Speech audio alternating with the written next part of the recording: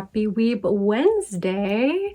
Back again with some more anime content, and since it is the quintessential month of love in all things romance, obviously I had to share with you all some romance recommendations. However, I threw some in for non-romance lovers as well. And the ones at the end are much more focused on bigger stories that they are telling, but there are tons and tons of shippable moments if you would like to reach into that romance pool, if you will. And I think it's fun for everyone.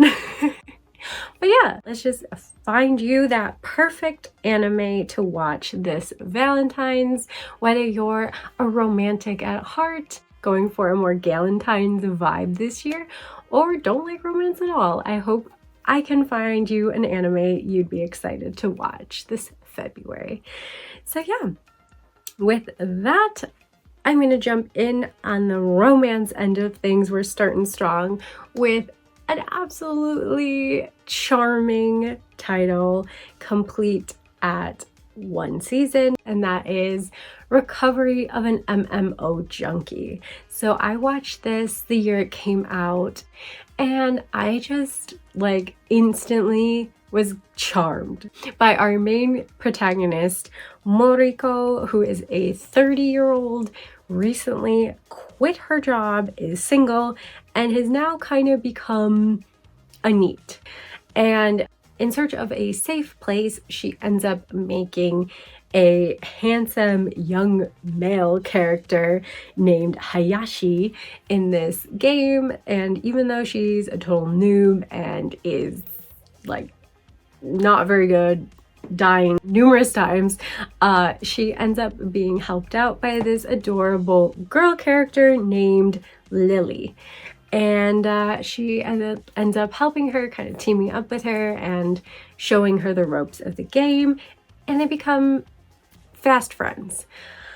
I really like their relationship. I like the premise of having a mysterious and handsome salaryman on the other end of the cute girl character, and obviously our female protagonist being on the other side of the handsome guy character.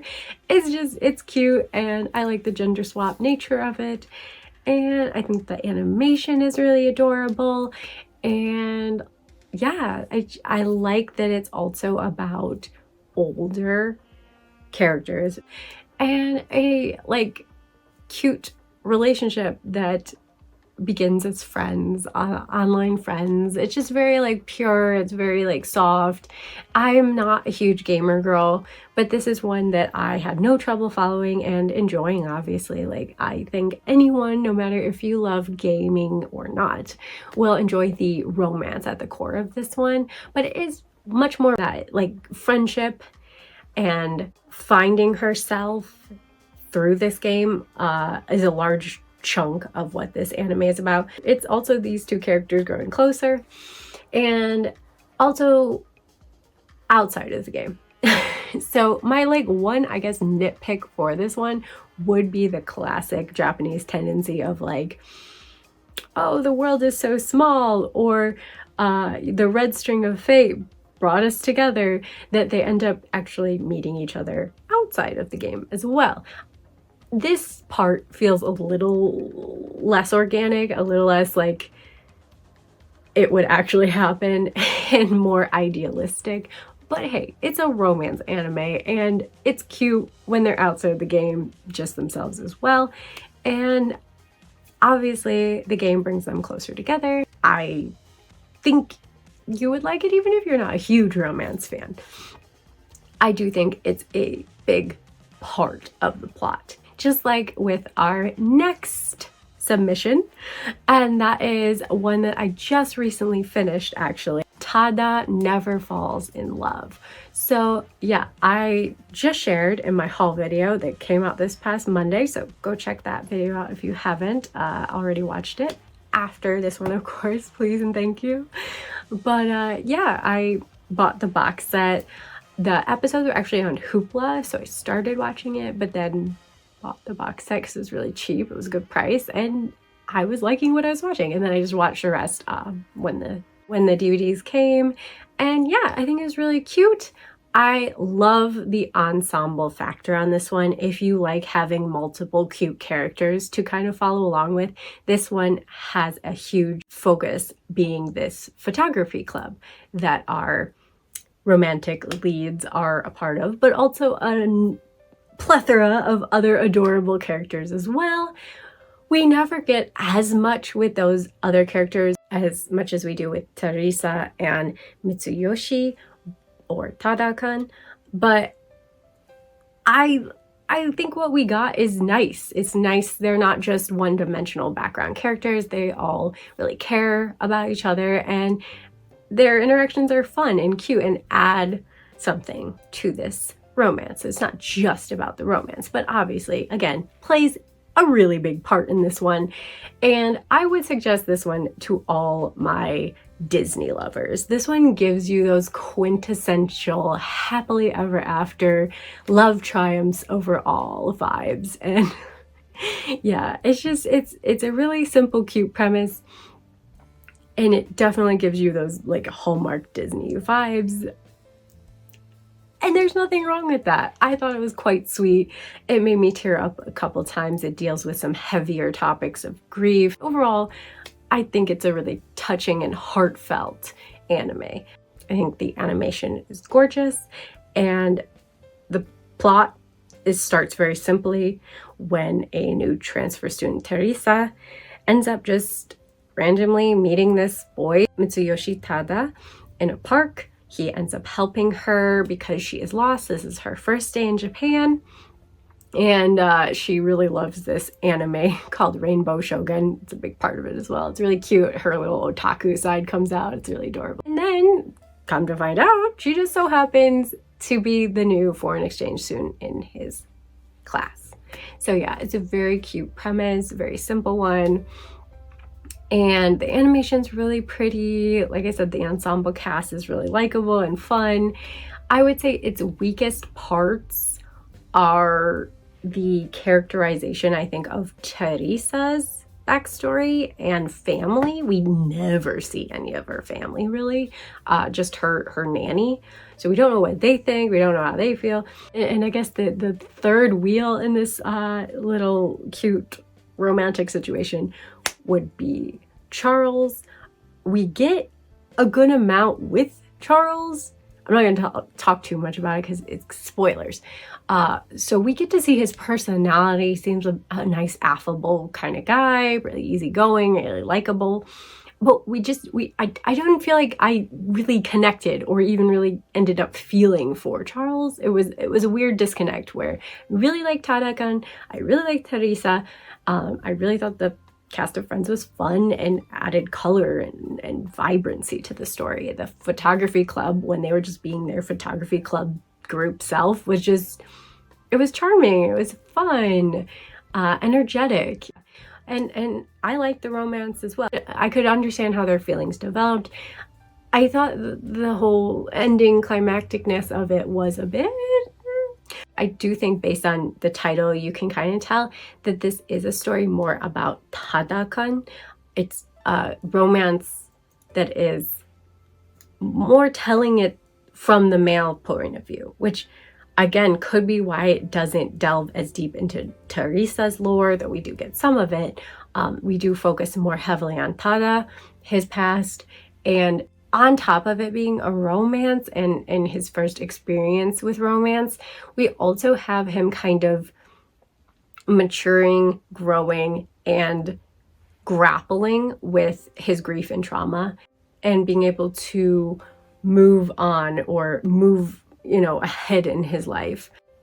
And I think that adds like that really like sweet and heartfelt nature to this one. So it's short and sweet, like I said, and it just it made me feel some feels throughout, and was a sweet time overall. Next up, I have another ensemble cast with Oh Maidens in Your Savage Season. I just got this DVD for Christmas finally. It'd been on my wish list for a while. I loved the anime. I think the animation is gorgeous. I love that OP. It just plays in my head on repeat. And yeah, I really like this exploration. It's super simple. Just a group of girls that are part of this literature club. It's always part of a club, you know? And they are trying to answer the question, what's one thing you want to do before you die? With sex. And that leads to a whirlwind of emotions. We explore each of the girls in the club, how they feel, their romantic interests, crushes. It's across the board. We got childhood friends. We got a student having a crush on her teacher. We have one of the girls be opposed to love in romance and find it just dirty and gross and weird and whatever in the beginning, you know, and then we have a girl that may not be attracted to boys. And I like that it shows a lot of different facets of love, of what love can look like, and first crushes, and our just belief and like perceptions of romance and sex as a high schooler, a kid, you know. I just think it's really interesting. Obviously, the romance aspect of this is front and forward, but yet it has so much going on. There's so much drama, there's so much heart, there's so much friendship from these girls in this club. It isn't just, oh, it's this romance story. It's also coming of age.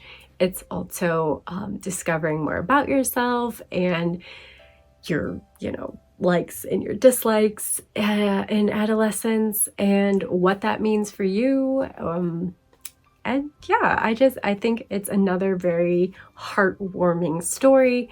I love all the girls. I think the ensemble cast, again, I really enjoy an ensemble cast, but it makes it even more enjoyable when we get so many different perspectives on kind of the same question, you know, the same topic and same question is what kicks this all off in this anime. And again, more wholesome one. It's touching on some pretty raunchy topics at times. It gets a little erotic and not like visually, but like the subjects they're talking about. So definitely like keep that in mind, I guess, if you're not in the mood for the discussions that come with that question. And yeah, I think it's really done in a cute, creative, oftentimes hilarious, but also equally oftentimes truly emotional and delicate way that it tackles these things as well when the need arises.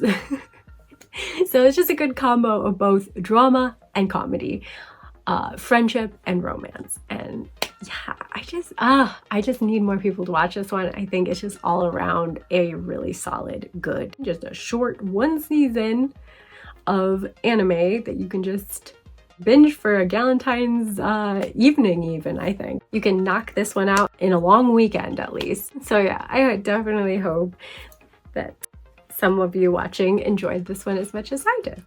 We're about halfway through the video and I just want to take a moment to remind you all to please subscribe to the channel if you love anime and manga and are just curious to get more recommendations and chat about it with me, the ones you love, the ones you don't love, and all that in between. Then yeah, please subscribe. We're so close to getting 1,500 subscribers on the channel and that would just be awesome.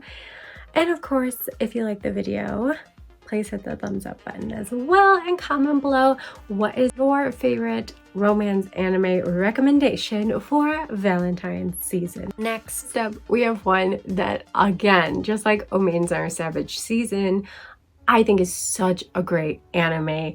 It's another coming of age type anime, and I just want more people to watch it. And it is Kids on the Slope. This one is just beautiful. Just all the way through. It's a beautiful ride. And it's got a beautiful, beautiful score as well. There's a lot of music by actually talented musicians. She opened the door. Actually talented up-and-coming jazz musicians. I found this on Crunchyroll, so props, shout out, you know, my resources. I didn't know this.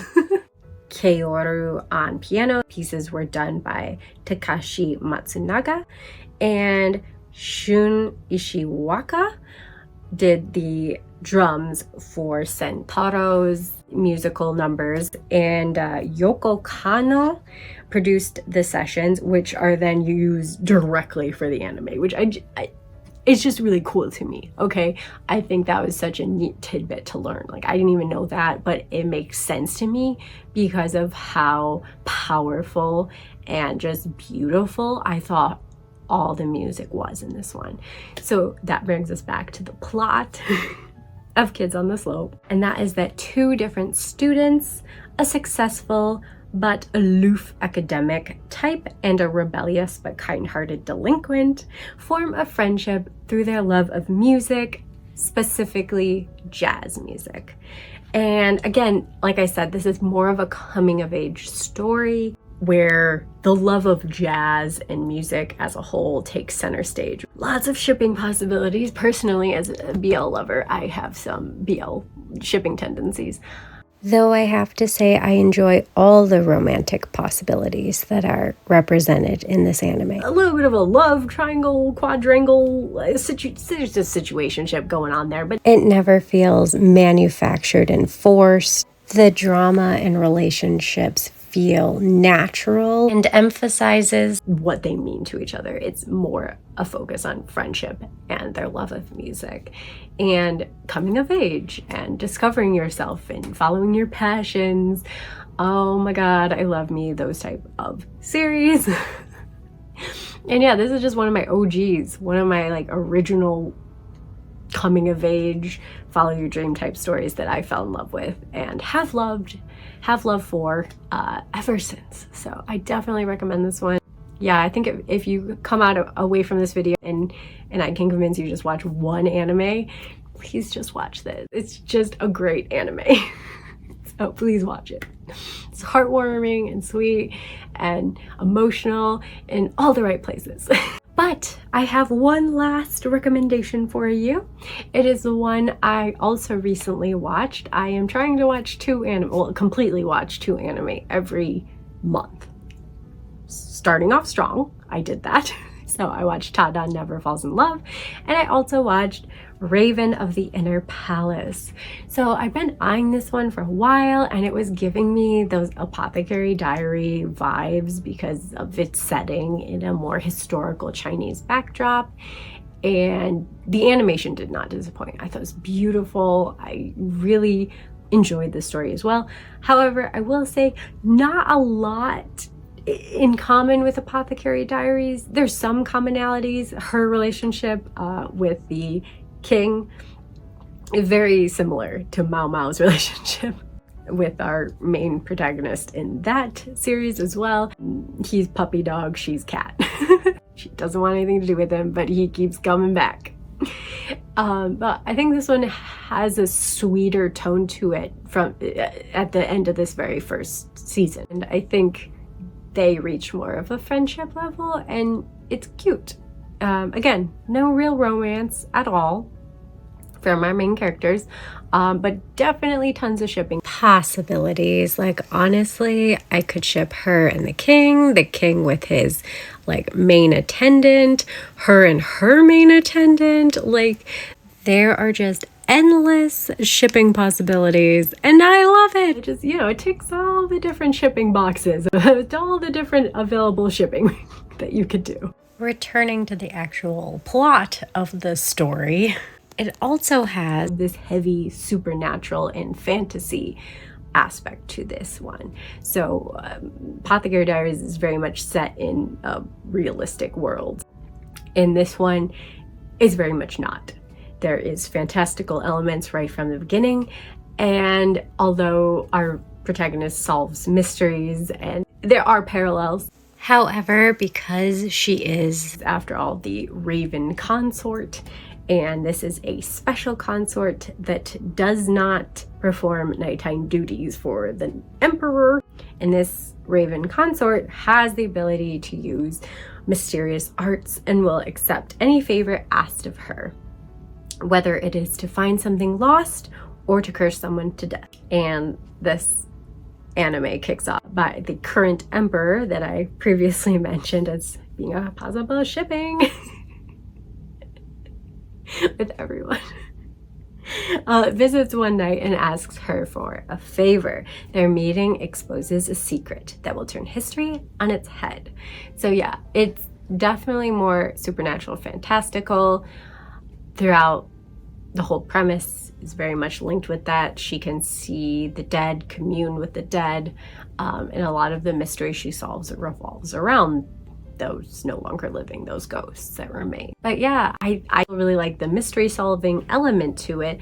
I really appreciated how threads that were brought up, you know, like in this certain episode, and then we move on to something else, would then inevitably pop up again a few episodes later when I'd been like, oh yeah, I forgot about that we never resolved that. It was just a good interweaving of storytelling, and I thought the mysteries were well done.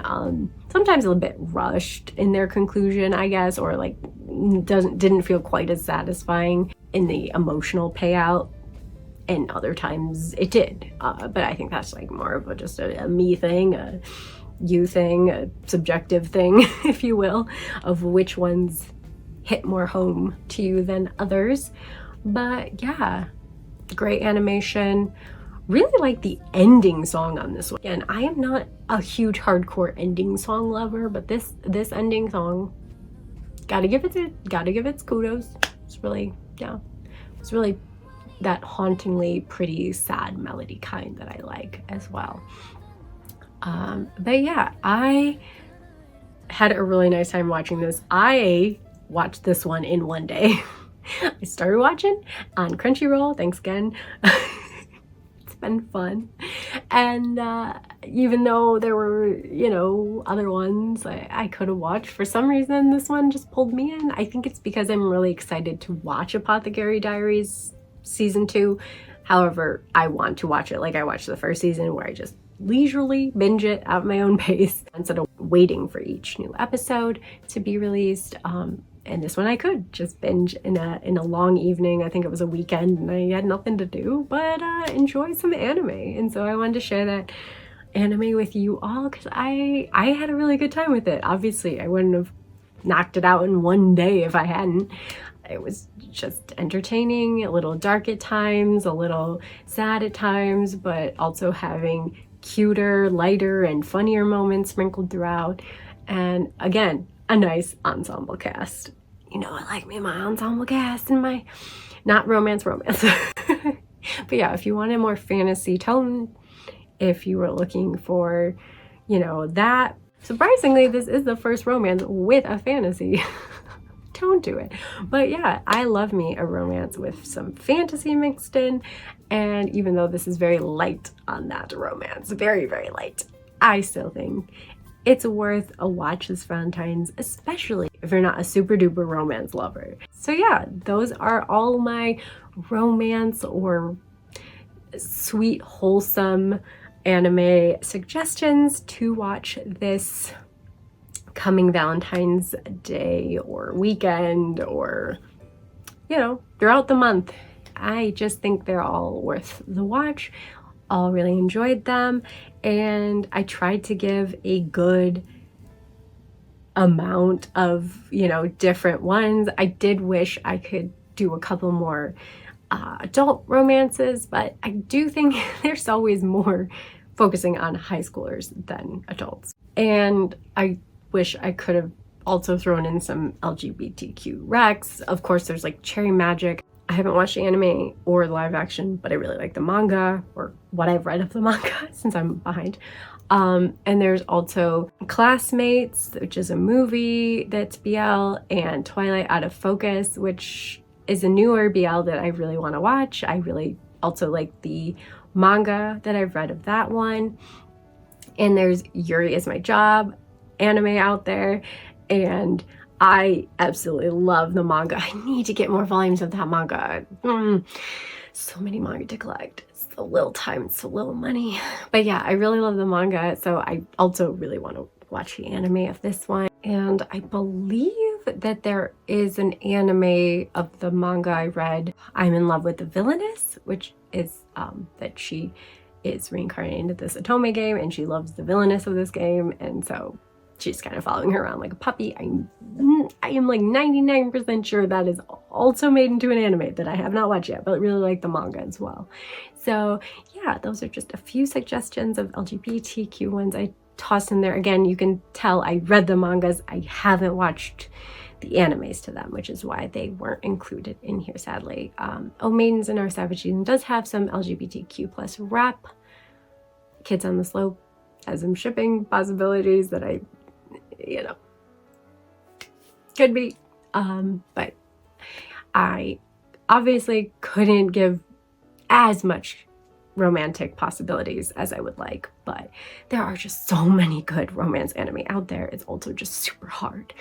And yeah, comment below, like I said, what are your favorite romance anime recs, or just feel good anime recs that you would like to share with everyone and me? I can't wait to hear about them. And have you watched any of these? Did you like them? Did you not? Give me all the deets in the comments below.